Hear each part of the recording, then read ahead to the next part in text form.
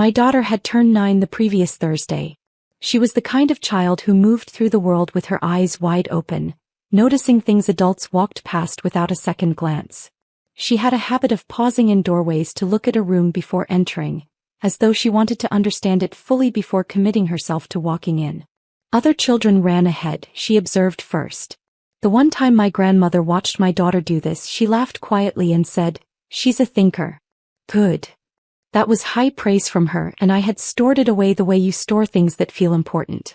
It was precisely that quality, the careful, observant stillness, that led her into the back bedroom while the adults filled the louder rooms with conversation.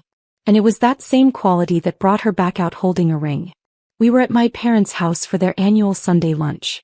It was the kind of gathering that had once felt genuinely warm and had gradually, over many years, become more obligation than pleasure. The food was always good. My mother was a reliable cook, and the table was set with the same care she had always brought to it, the good plates and the pressed cloth. But there were silences between certain people in that house that had hardened over time into something more permanent than ordinary awkwardness. Fault lines everyone knew the shape of and navigated around without discussing. I had learned to arrive a little late and leave a little early to keep the difficult windows as brief as possible. My daughter had been to enough of these lunches to understand the rhythms of the house. Which rooms were comfortable, which conversations to stay out of, where she was welcome to explore. She found the ring under the dresser in the back bedroom, half hidden by the baseboard, settled in a thin layer of dust as though it had been there a long time without anyone noticing. She came back into the dining room with her palm open and her face alight with the particular pleasure of having found something unexpected. "Mom, look what I found under the dresser." It was just sitting there in the dust. It was a gold band, thin and delicate, with a small cluster of seed pearls arranged symmetrically around the center. I knew it before she had finished speaking. My grandmother had worn that ring every single day of her adult life, on the third finger of her right hand, until the arthritis in her knuckles made it too painful to get on and off. After that, it had lived in the small cedar jewelry box on her dresser, the one that smelled of old powder and something faintly floral I had never been able to identify. Or so I had assumed. Seeing it in my daughter's open hand, slightly tarnished from however long it had been under that dresser, made my chest tighten unexpectedly. Some objects carry people inside them. My daughter tilted her palm toward the light. "It's really pretty." "Whose was it?" "That was your great-grandma's ring," I said softly. I took it and held it for a moment, feeling its weight, remembering exactly how my grandmother's hands had looked wearing it. Strong hands, warm and capable, that had done 10,000 things I would never know about and a handful that I would carry with me forever. That was when my sister Sandra walked over from the other side of the room. She was 3 years older than me and she had always occupied considerably more space in our family than I ever had. Her opinions arrived before she did. Her preferences presented themselves as facts. She had a talent for making it seem as though any other perspective was simply a failure to see clearly, and she had been exercising that talent since we were girls. She reached out and took the ring directly from my hand, the way you might pick up a glass someone had left on a table, without asking, without hesitating, as though the question of whether it was hers to take had not occurred to her. "Where did this come from?" she asked, turning it over and addressing the room rather than my daughter. "Under the dresser in the back bedroom," my daughter said. Sandra looked at the ring for a moment longer. Then she closed her fingers around it. "This is a family heirloom," she said in the tone she used when she was stating something she considered settled. "It belongs with the family." She turned to my daughter with a smile that was carefully constructed to appear generous and did not quite manage it. "Family heirlooms are for real daughters, not for little girls who wander around picking things up off other people's floors."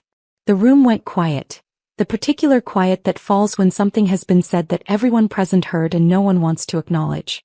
You become aware of small sounds. The refrigerator, the traffic outside, the creak of someone's chair. My daughter looked at me. She was 9, not naive. She understood the shape of what had just happened, even if she didn't have full words for it yet. I watched it land on her.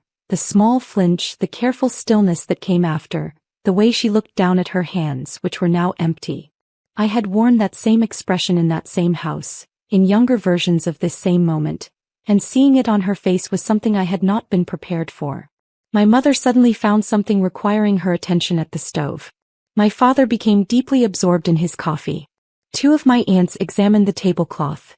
My cousin produced a brief, uncomfortable laugh that had nowhere to go and died before it could become anything. I looked at Sandra, her fist closed around my grandmother's ring, and I decided something. Hey, I said. I put my hand on my daughter's shoulder. Let's get your jacket. We said our short goodbyes and walked out into the afternoon before dessert was served. My daughter put her jacket on in the driveway without being asked, which was something she rarely did, and I understood that she wanted to be gone from that house as much as I did.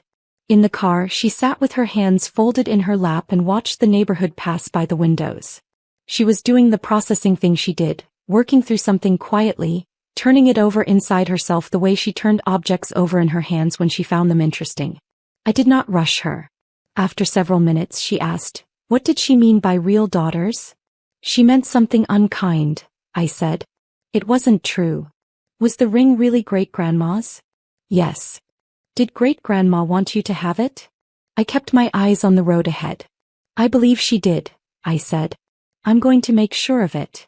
That night, after my daughter was asleep and the house was quiet, I went to my closet for the cardboard box I had kept at the back of the shelf since my grandmother's death 4 years earlier. She had died at 87, clear-minded and deliberate to the end, which was entirely consistent with everything she had been throughout her life. She believed in saying what she meant while she still could, and in the weeks before she died she had written letters. Not to everyone. Only to the people to whom she had specific things to leave behind in words. My letter had arrived in a sealed envelope with my name written on the front in her deliberate, upright handwriting. I had opened it on the day of her funeral, sitting in my car before I could make myself go inside the church, because I had known that whatever was in it would undo me, and I wanted that to happen somewhere private. I had read it once, wept over it, folded it carefully back into thirds and returned it to the envelope. Then I had put it in the box with her other things and left it there because grief has its own timing and I had not been ready. I sat on the floor of the closet, took the letter out and read it again. All of it slowly from the beginning. She had written in the plain and careful way she spoke. No unnecessary words, no sentiment for its own sake. Everything exactly as large as it needed to be and no larger. She wrote about her life, the things she was proud of, the people she had loved, and a few things she wished had gone differently. And near the end she wrote about her possessions. She was a practical woman. She wanted her wishes documented somewhere, even if only in a letter. She wrote, "The pearl ring, you know the one, the gold band with the small pearl cluster. I want that to go to you. You have always reminded me of myself at your age. The way you watch things quietly before you speak. The way you love people completely without making a show of it.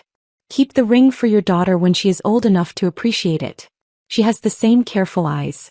I noticed it the first time I watched her look at something properly. She sees what matters. She'll know what to do with it when the time comes." I read that paragraph 3 times.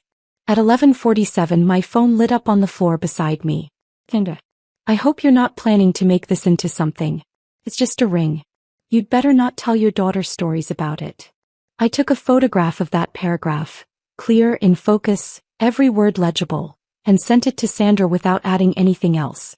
It took her some time to respond. When she did, she wrote, "That doesn't prove anything." I put the phone down and sat with the letter a while longer. Then I went to bed. In the morning I called my mother. I told her calmly what my grandmother had written and asked whether she had known. There was a pause that ran longer than it needed to. "She may have mentioned something to that effect," my mother said. "Did you know that last night when you said nothing?" Another pause. "Your sister feels very strongly about these things." "Mom," I said, "my daughter is 9 years old. She was told directly that she doesn't count as a real daughter in front of the whole family. And you turned back to the stove." My mother offered partial sentences and careful qualifications. The language of someone who knows they behaved poorly and has not quite assembled the words to acknowledge it. I listened until she was finished, told her I needed some time and ended the call. That afternoon I reached the estate attorney who had handled my grandmother's affairs. He was semi-retired but remembered her warmly. I described the situation. He told me that a signed, handwritten letter expressing personal wishes, while not enforceable as a formal codicil, was a documented expression of intent that clearly established what my grandmother had wanted. It was, he said, the kind of document that would carry genuine weight in any conversation about the matter. He said that if Sandra refused to return the ring, there were paths forward, and he offered to put something in writing on my behalf if I needed it. I thanked him and told him I would start with the letter itself. That evening I sent Sandra a scan of the full letter, the entire document, not just one paragraph, with a single line above it. Grandma was very clear. Please return the ring by the end of the week. She called me within an hour, not calm. She said things about fairness and about always being overlooked and about how letters written by elderly women can mean many different things. I let her finish. Then I said, the letter says what it says. I'm not going to argue about what it means. I just want the ring back. She said I was making everything about myself. She said I was destroying the family over a piece of jewelry. I'm not overreacting, I said. I'm just not letting it go.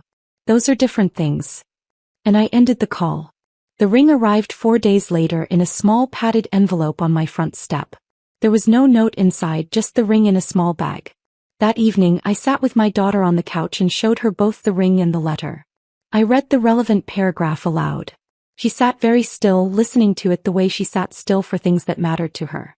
She said, I have careful eyes, my daughter said when I finished. She did. And she wanted me to have it someday.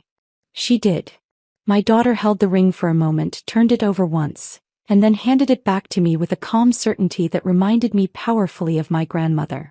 You keep it, she said. Until I'm ready. The Sunday lunches remain paused. My mother calls periodically, navigating things carefully, and I am patient with her because she is my mother and because she is genuinely trying. Sandra and I have not spoken since the evening of that phone call, and I do not expect that to change soon. The ring sits in my jewelry box on the small velvet tray. My daughter is in 5th grade now, doing well, still pausing in doorways to understand rooms before she enters them. She has her great-great-grandmother's careful eyes. One day she will have the ring to go with them because that is what my grandmother wanted, and my grandmother had the good sense to write it down. She knew that clarity, offered plainly and in time, is one of the most useful things you can leave the people you love.